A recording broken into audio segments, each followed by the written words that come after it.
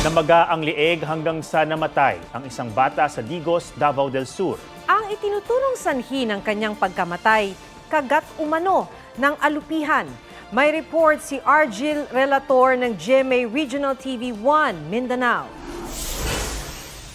Ang inakalang kagat lang ng bubuyog, naging mitsa ng pagkamatay ng isang taong gulang na bata na si Hyacinth Red De Leon.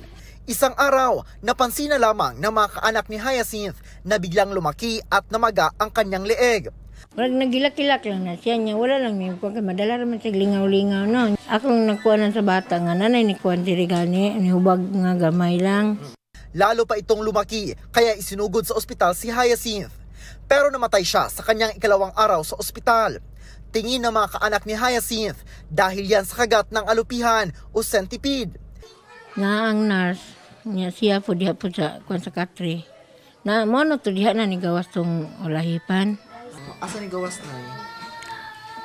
Sa dalunggan makato siya gikan kay sa ubos naman sa ilawom naman ako nakitaan siya. Nya puti baya ang hapin sa kuno na sa Katri nya asang kuan sa online niya puti.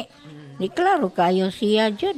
Hindi pa kinukumpirma ng ospital kung kagat nga ng alupihan ang dahilan ng pagkamatay ni Hyacinth. Pero batay sa death certificate, nasawi si Hyacinth dahil sa septic shock, secondary to infected wound, at dahil sa malalang allergic reaction sa allergen na posibleng mula sa kagat ng insekto. Ayon sa Provincial Environment and Natural Resources Office ng Davao del Sur, may venom o lason ang mga alupihan. Hindi na sila ibinom, pero kung adult na siya, dili siya fatal tungod kay namatay immune system. Ang babies dili pa man kayo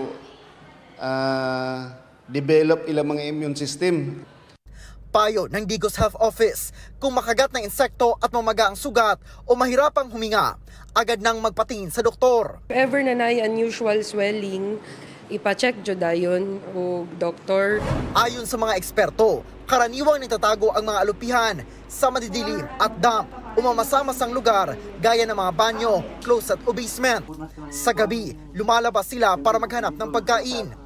Para mabawasan ang mga alupihan sa bahay, pwedeng puksain ang mga kinakain nitong peste gaya ng ipis at langaw. Pahanginan din ang mga mamasamasang lugar sa bahay na posibleng pamugaran ng alupihan. Argil Relator, nagbabalita para sa GMA Integrated News.